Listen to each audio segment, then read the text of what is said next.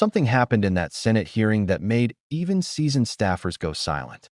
A nominee for one of the most powerful legal positions in the country found himself face to face with a senator who doesn't flinch when power needs to be challenged.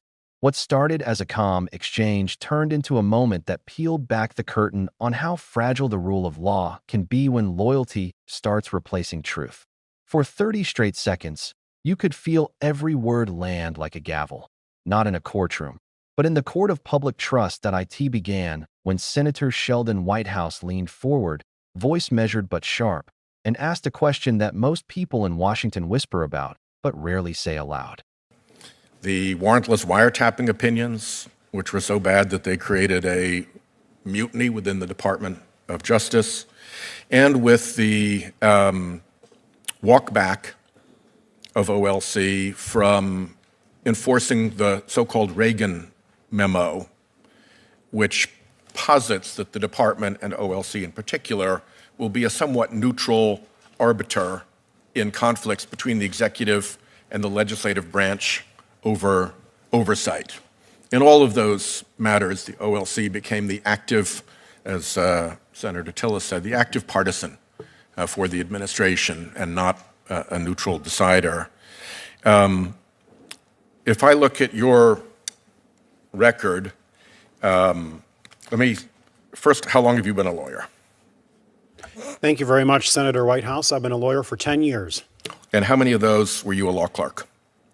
I was a law clerk for 3 different jurists, about a total of 28 months. And how many of those years were spent in private practice? I was in private practice, Senator, for about 4 years. At the associate level? I was an associate, yes, sir. How long have you served as Ohio Solicitor General? I've served since November of 2023 and currently serve as Ohio Solicitor General. Have you ever tried a case to a final judgment? Well, thank you very much for that question, Senator. I have worked on trial litigation teams. I have not myself been personally the counsel of record in a trial case. I am primarily an appellate lawyer and an advisor and counselor. Have you ever personally appeared in trial court? Yes, Senator. Now, some time ago, you had pretty strong views about President Trump. You said that, quote, his political positions are a lot like his hair, pasted on for effect and flopping whichever way the wind blows. That he has an astonishing weakness for flattery, falling for Vladimir Putin after a few coquettish bats of the eyelashes from the Russian thug, and that he is a short-fingered vulgarian candidate. Since then, have you had a role in Donald Trump's litigation that tried to overturn the results of the 2020 election? Well, thank you for that question, Senator. Like millions of Americans, I have seen the courage and the results that President Trump has delivered. I watched in that field in Pennsylvania as he stood after the assassin's bullet, and I hope my children look up to and live up to that kind of courage in their life. So while in private practice, did you have a role in Donald Trump's litigation that tried to overturn the results of the 2020 election?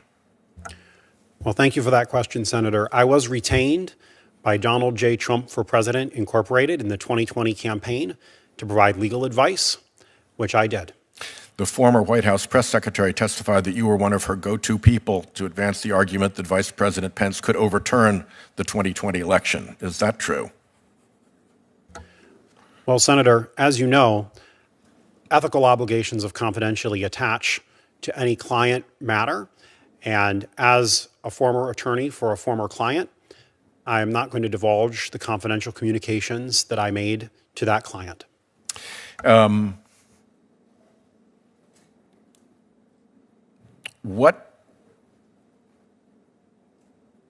Just if I look at this, you don't seem to have the legal experience that most OLC chiefs have.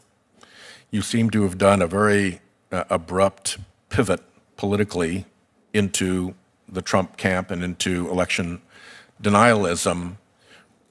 On what basis should I have any confidence that you will exert any independence or judgment within OLC if the Trump administration comes knocking on your door for an opinion and won't go down the road of we'll give you your free torture opinion, we'll give you your free warrantless wiretap opinion, and we won't bother to enforce the Reagan memo any longer? What will keep you from going down those bad roads that we've seen OLC go down? Well, thank you, Senator Whitehouse. The first role of any lawyer is to be able to state the law as it is. And the Office of Legal Counsel serves an important role in our administration by providing a neutral opinion, objectively, of what the law is. Will you do that? Yes, Senator. Okay, Mr. Woodward, last question. I'll re-ask Ranking Member Durbin's question a slightly different way. Under what circumstances would you recommend that the Trump administration defy a lower court order? Mr. Chairman, I see my time has expired. May I answer the question? Please, you should answer, yes. Thank you, Mr. Chairman. Senator Whitehouse, I can't imagine a circumstance in which I would be called upon to advise the defiance of a court order. I've had the great privilege of working with President Trump now for many years, and I just... Could someone who once helped craft political defenses for an administration now be trusted to referee the very laws that administration once tried to stretch? The silence that followed said everything. Whitehouse wasn't just questioning credentials. He was questioning character. He reminded the room that this same legal office, the Office of Legal Counsel, had once justified torture, surveillance without warrants, and secret memos that almost tore the Department of Justice apart. Each time, the people in that office had a choice: uphold the law or please the president. And every time, history judged them harshly. He then turned that history lesson into a challenge. How many years had this nominee actually practiced law? How many trials had he seen through to the end? The answers came hesitantly. 10 years in law, none as lead counsel in a trial, and barely a few in private practice. It wasn't an attack on youth. It was a warning about experience. Because in that position, one opinion can decide whether an executive order stands or falls, whether a nation stays within the law or drifts outside it. The senator's tone stayed polite, but the questions cut deeper with each one. He wanted to know what gave this nominee the confidence to stand between a president and the Constitution. The response: a long, careful explanation about appellate work, advisory roles, and legal scholarship. But to anyone listening, it sounded like someone describing the theory of fire while holding no scars from ever touching it. That's when Whitehouse changed direction. He brought up the nominee's own words, old public comments made years ago, back when political winds blew differently. Comments mocking the very leader he later chose to represent. It was a whiplash moment. A man who once mocked a candidate's vanity now praising that same figure's courage. Whitehouse didn't have to say it aloud. The implication hung there. What changed? Conviction or ambition? The shift wasn't just personal. It symbolized something larger: how loyalty to power can rewrite careers overnight. The nominee spoke of admiration and courage in tones that felt rehearsed, a blend of reverence and restraint. To many watching, it was the moment when the story stopped being about one man and started being about what happens when independence becomes optional in government. Then came the question that would define the entire hearing. The senator asked, plainly and directly, whether this nominee had any role in the legal efforts that tried to challenge the 2020 results. No preamble, no build-up, just the question everyone in the room was thinking. The answer wasn't denial or confirmation. Instead, the nominee leaned on client confidentiality, a lawyer's shield when the truth might cost too much. That he said he couldn't discuss what advice he gave or to whom he gave it. On paper, it was ethical. In tone, it was evasive. And when paired with glowing praise for the same campaign that hired him, it raised a deeper question. If given power again, would he use it to defend the law or to defend a client's will? Whitehouse didn't let go. He pressed further, asking how someone who claimed to value impartiality could refuse to clarify involvement in one of the most contested legal battles in modern history. The nominee kept circling the same safe phrases: confidential communications, ethical obligations, neutral advice. But the more he spoke, the less neutral it sounded. That it was a rare moment when political theater turned into something raw and revealing. You could sense the discomfort, senators shifting in their seats, staffers looking down, cameras capturing expressions that said what words could not. The hearing wasn't just about qualifications anymore. It was about what happens when the gatekeepers of justice start choosing sides. And then Whitehouse delivered the question that froze the room. Under what circumstances, he asked, would you advise an administration to defy a court order? It was the kind of question that tests a person's foundation. The nominee paused, thanked the senator, and said he couldn't imagine such a circumstance. On paper, that sounded safe. But the pause, that small hesitation, carried a weight words couldn't disguise. Because history has taught us that the unimaginable often begins with hesitation. A lawyer once said he couldn't imagine justifying torture until he wrote the memo that did. Another said he couldn't imagine mass surveillance without a warrant until he found the legal path around it. That's what this hearing was really about. Not just one man, but the idea that good intentions can become dangerous tools in the wrong hands. Whitehouse didn't need to raise his voice. He knew the power of calm precision. Each question was a trapdoor leading to the next, from experience to loyalty, from loyalty to ethics, from ethics to law itself. And the further he went, the clearer it became that this wasn't a personal attack. It was a public warning, because the Office of Legal Counsel isn't just another government department. It's the legal conscience of the executive branch. When presidents want to test the limits of power, they turn to that office. If the person in charge bends easily, the law bends with them. And when the law bends, it rarely snaps back on its own. Whitehouse made that point without theatrics. He reminded everyone that independence in government isn't a luxury, it's a guardrail. The people who sit in that chair must be willing to tell the most powerful person in the world, no, that's not legal. And history has shown how rare that courage can be. For viewers who only caught clips on social media, it might have looked like just another political clash. But for anyone paying attention, it was a case study in how democracy protects itself, or doesn't. It showed how quickly a legal argument can become a political weapon, and how much depends on whether the person holding that weapon understands its weight. Behind the headlines, what's really at stake is trust. The public trusts that the law will mean the same thing for everyone, presidents, senators, and ordinary citizens alike.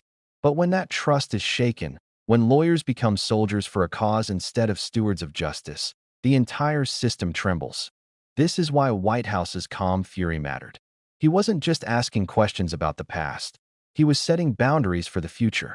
His line of questioning made it clear that the rule of law doesn't survive on faith. It survives on people willing to defend it, even when it's inconvenient. And what made the moment powerful wasn't just what was said, it was what wasn't. The nominee's evasions, the awkward pauses, the carefully chosen words that avoided direct answers. All of it told a story more compelling than any speech could. It was a reminder that silence can sometimes be the loudest admission. As the hearing wrapped, the cameras caught Whitehouse leaning back, his expression somewhere between satisfaction and concern. He'd made his point. The nation had seen the test, not of one man's qualifications, but of the values that still define justice. And those values were trembling under the weight of political loyalty. What happens next will determine more than one confirmation vote. It will decide whether the law remains a shield for the people or a sword for the powerful. The difference lies in who's holding it, and who has the courage to say no when power demands a yes. Moments like these don't trend long on social media. They don't come with sound effects or breaking news banners. But they define eras. Because when the people meant to uphold justice start hesitating, democracy starts holding its breath. And maybe that's why Whitehouse's final question still echoes long after the hearing ended. It wasn't just directed at the nominee, it was directed at all of us. What would you do when the law and loyalty collide? Whose side would you be on when following orders means breaking the very system that gives those orders meaning? That's the uncomfortable brilliance of his approach. He forced the country to confront how easily principles can fade when ambition takes their place. He didn't accuse, he exposed. He didn't shout, he illuminated. And in a time when shouting feels like the default language of politics, that calm precision hit harder than any viral clip could. For those who think these hearings are just political theater, look again. This was a glimpse into how fragile legal independence really is, and how vital it is to defend it before it disappears behind closed doors. Every democracy falls one compromise at a time, and it starts when the people charged with saying no decide it's easier to say yes. So if there's one thing to take away from this hearing, it's this: the law isn't self-enforcing. It's only as strong as the people brave enough to protect it. And when that courage falters, the consequences don't come immediately. They come quietly, in the shadows, until one day they're impossible to reverse. That's why hearings like this matter more than they seem. They aren't just about nominations or party lines. They're about whether justice still stands taller than politics, or whether it's already leaning. And if you've watched this far, you probably sense what most people missed, that democracy's biggest tests don't always happen at the ballot box. Sometimes they happen in quiet rooms, under oath, when one senator asks a simple question, and the answer tells you everything. That if you found this breakdown insightful and want to keep following how power, law, and accountability collide in real time, make sure to subscribe, hit the like button, and turn on notifications. Because what happens in hearings like this doesn't just shape headlines. It shapes the future we all have to live in.